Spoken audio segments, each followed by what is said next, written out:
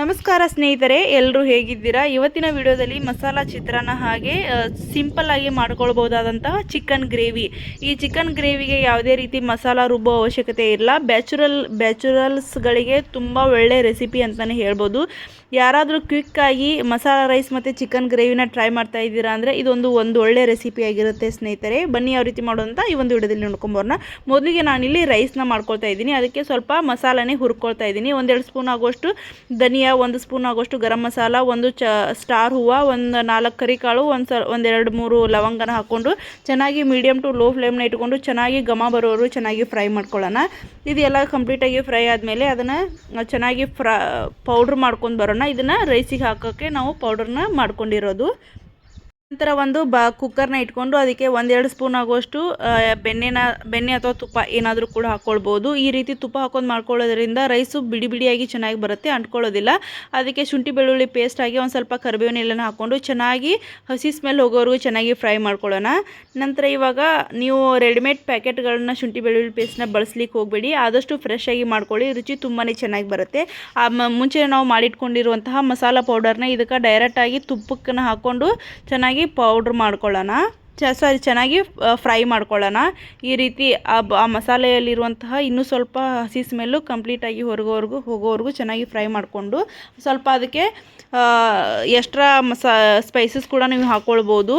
ನಂತರ ಅದಕ್ಕೆ ಡೈರೆಕ್ಟಾಗಿ ಅಕ್ಕಿನ ಹಾಕ್ಕೊಂಡು ಅಕ್ಕಿನ ಒಂದು 5 ನಿಮಿಷ ಇದೇ ರೀತಿ ತುಪ್ಪದಲ್ಲಿನೇ ಫ್ರೈ ಮಾಡ್ಕೊಳ್ಳೋಣ. ಈ ರೀತಿ ಅಕ್ಕಿನ ಡೈರೆಕ್ಟ್ ತುಪ್ಪದಲ್ಲಿ ಫ್ರೈ ಮಾಡ್ಕೊಳ್ಳೋದ್ರಿಂದ ಬಿಡಿ ಬಿಡಿಯಾಗಿ ಚೆನ್ನಾಗಿ ಬರುತ್ತೆ, ಅಂಟ್ಕೊಳ್ಳೋದಿಲ್ಲ ಯಾವುದು ಕೂಡ. ರೈಸು ಬಿಡಿ ಬಿಡಿಯಾಗಿ ಉದುರಾಗಿ ಚೆನ್ನಾಗಿ ಬರುತ್ತೆ.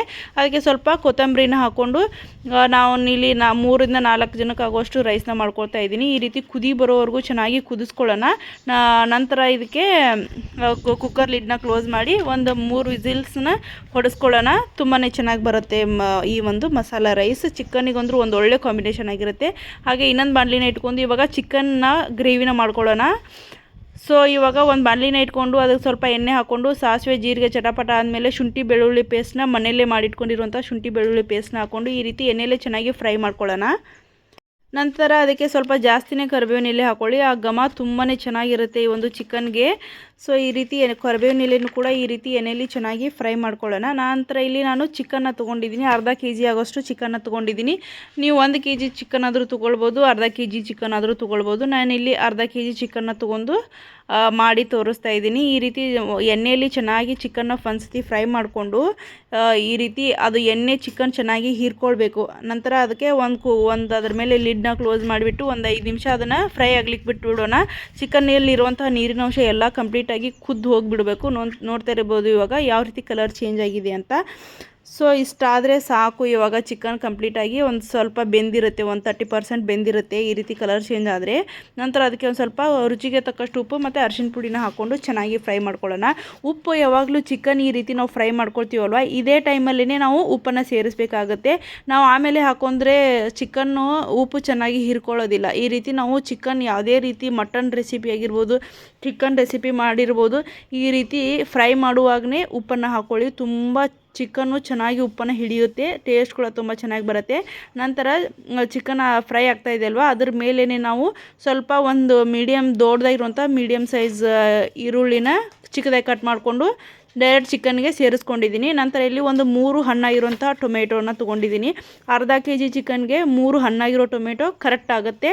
ಈ ರೀತಿ ಅದ್ರ ಜೊತೆನೇ ಚಿಕನ್ ಜೊತೆನೇ ಕಂಪ್ಲೀಟಾಗಿ ಫ್ರೈ ಮಾಡ್ಕೊಳ್ಳೋಣ.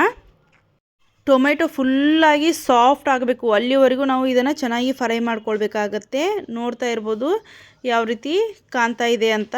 ಇವಾಗ ಅದಕ್ಕೆ ನಾನು ಖಾರದ ಪುಡಿನ ಹಾಕ್ಕೊಂಡಿದ್ದೀನಿ 1 ಸ್ಪೂನ್ ಆಗುವಷ್ಟು. ಒಂದು ಅರ್ಧ ಸ್ಪೂನ್ ಆಗುವಷ್ಟು ಚಿಕನ್ ಮಸಾಲ ಬರುತ್ತಲ್ವ ಅದನ್ನ ಹಾಕ್ಕೊಂಡಿದ್ದೀನಿ. ಹಾಗೆ ಒಂದು ಅರ್ಧ ಸ್ಪೂನ್ ಆಗುವಷ್ಟು ಗರಂ ಮಸಾಲ. ಸೊ ಇದನ್ನು ಇಷ್ಟು ಹಾಕ್ಕೊಂಡು ಚೆನ್ನಾಗಿ ಕಲಿಸ್ಕೊಳ್ಳೋಣ. ಈಗ ಇದೆಲ್ಲ ಪೌಡ್ರ್ ಹಾಕ್ಕೊಂಡಿದ್ದೀವಲ್ಲ, ಹಾಗೆ ಟೊಮೆಟೊ ಕೂಡ ಸಾಫ್ಟಾಗಿ ಒಂದು ಕಲರ್ ತುಂಬಾ ಚೆನ್ನಾಗಿ ಬಿಡುತ್ತೆ. ಇವಾಗ ಇದೇ ರೀತಿ ನಾವು ಕೈ ಬಿಡದೇನೆ ಇದನ್ನು ಕಲಿಸ್ಕೊಳ್ಬೇಕಾಗತ್ತೆ, ಇಲ್ಲ ತಳ ಹಿಡಿಯೋ ಚಾನ್ಸಸ್ ಇರುತ್ತೆ. ಇವಾಗ ಇದನ್ನೆಲ್ಲ ಹಾಕ್ಕೊಂಡಿದ್ದೀವಲ್ವ, ಇದಕ್ಕೆ ಒಂದು ಲಿಡ್ನ ಕ್ಲೋಸ್ ಮಾಡಿಬಿಟ್ಟು ಒಂದು 10 ನಿಮಿಷ ಅದನ್ನು ಚಿಕನ್ನ ಕಂಪ್ಲೀಟಾಗಿ ಕುದಿಲಿಕ್ಕೆ ಬಿಟ್ಬಿಡೋಣ. ಟೊಮೆಟೊ ಕೂಡ ಸಾಫ್ಟಾಗಿ ಆಗಿರುತ್ತೆ. ನೋಡ್ಬೋದು ಒಂದು 10 ನಿಮಿಷ ಬಿಟ್ಟು ನಾವು ಓಪನ್ ಮಾಡಿ ತೋರಿಸ್ತಾ ಇದ್ದೀನಿ. ಚಿಕನ್ ಕೂಡ ಅಷ್ಟೇ ಒಂದು ಸ್ವಲ್ಪ 80% ಕಂಪ್ಲೀಟಾಗಿ ಬೆಂದಿದೆ. ನಂತರ ಇವಾಗ ಟೊಮೆಟೊ ಕೂಡ ಕಂಪ್ಲೀಟಾಗಿ ಸಾಫ್ಟಾಗಿ ಆಗಿದೆ. ಇವಾಗ ಅದಕ್ಕೆ ನಮಗೆ ಎಷ್ಟು ಗ್ರೇವಿಗೆ ಎಷ್ಟು ನೀರು ಬೇಕು ಅಷ್ಟು ಕನ್ಸಿಸ್ಟೆನ್ಸಿ ಪ್ರಕಾರ ಹಾಕೊಳ್ಳೋಣ. ಜಾಸ್ತಿ ನೀರೆಲ್ಲ ಹಾಕೊಳ್ಳೋಕೆ ಹೋಗಬೇಡಿ, ಸ್ವಲ್ಪ ಮೀಡಿಯಮ್ ಆಗಿ ಮೈಲ್ಡಾಗಿ ಹಾಕ್ಕೊಳ್ಳಿ. ನಾನಿಲ್ಲಿ 2 ಗ್ಲಾಸ್ ಆಗೋಷ್ಟು ನೀರನ್ನು ಹಾಕ್ಕೊಂಡಿದ್ದೀನಿ. ಸೊ ನಮಗೆ ಈ ರೀತಿ ಚಿಕನ್ನ ಕುದಿಲಿಕ್ಕೆ ಬಿಟ್ಬಿಡೋಣ. ಸ್ವಲ್ಪ ಮೇಲ್ಗಡೆ ಕೊತ್ತಂಬರಿ ಸೊಪ್ಪನ್ನ ಹಾಕ್ಕೊಂಡು ಕುದಿಲಿಕ್ಕೆ ಬಿಟ್ಬಿಡೋಣ. ನೀವೇನಾದರೂ ಕುಕ್ಕರಲ್ಲಿ ಚಿಕನ್ನ ಮಾಡ್ಕೊಳ್ತಾ ಇದ್ದೀರಾ ಅಂತಂದರೆ 1-2 ವಿಸಿಲ್ನ ಹೊಡೆಸ್ಕೊಳ್ಳಿ ಸಾಕು, ಚೆನ್ನಾಗಿ ಬರುತ್ತೆ.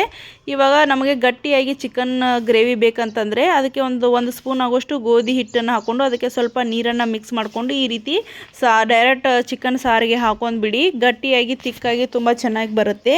ಜಾಸ್ತಿ ಕ್ವಾಂಟಿಟಿಯಲ್ಲಿ ಏನಾದರೂ ಮಾಡ್ಕೊಳ್ತಾ ಇದ್ದೀರಾ ಅಂದರೆ ಈ ರೀತಿ ಟಿಪ್ಪನ್ನು ಫಾಲೋ ಮಾಡಿ ಚೆನ್ನಾಗಿ ಬರುತ್ತೆ. ಇವಾಗ ಚೆನ್ನಾಗಿ ಅದನ್ನು ಇನ್ನೊಂದು 10-15 ನಿಮಿಷ ಕುದಿಲಿಕ್ಕೆ ಬಿಟ್ಬಿಡೋಣ. ಇವಾಗ ಕಂಪ್ಲೀಟಾಗಿ ನಮ್ಮ ಚಿಕನ್ ಗ್ರೇವಿ ರೆಡಿಯಾಗಿರುತ್ತೆ. ಇಲ್ಲಿವರೆಗೂ ಈ ವಿಡಿಯೋನ ನೋಡ್ತಾ ಇದ್ದೀರಾ ಅಂದರೆ ಖಂಡಿತವಾಗ್ಲೂ ನಿಮ್ಮೆಲ್ಲರಿಗೂ ಇಷ್ಟ ಆಗಿರುತ್ತೆ ಸ್ನೇಹಿತರೆ. ಇಷ್ಟ ಆದರೆ ಒಂದು ಲೈಕ್ ಮಾಡಿ, ಕಮೆಂಟ್ ಮಾಡಿ, ಶೇರ್ ಮಾಡಿ ಸ್ನೇಹಿತರೆ. ಇವಾಗ ನೋಡ್ತಾ ಇರ್ಬೋದು, ಸರ್ವ್ ಮಾಡಿ ತೋರಿಸ್ತೀನಿ ಯಾವ ರೀತಿ ಕಾಣ್ತಾ ಇದೆ ಅಂತ. ಕಟಕ್ ರೊಟ್ಟಿ ಜೊತೆ ಅಂತೂ ಈ ಚಿಕನ್ ಸಾಂಬಾರು ತುಂಬಾ ರುಚಿಯಾಗಿರುತ್ತೆ. ಮನೇಲಿ ಟ್ರೈ ಮಾಡಿ ಹೇಳಿ ಯಾವ ರೀತಿ ಬಂತು ಅಂತ. ಇಷ್ಟ ಆದರೆ ಒಂದು ಲೈಕ್ ಮಾಡಿ, ಕಮೆಂಟ್ ಮಾಡಿ, ಶೇರ್ ಮಾಡಿ ಸ್ನೇಹಿತರೆ. ಬಾಯ್ ಫ್ರೆಂಡ್ಸ್, ಎಲ್ರಿಗೂ ಹೃದಯಪೂರ್ವಕವಾದ ಧನ್ಯವಾದಗಳು.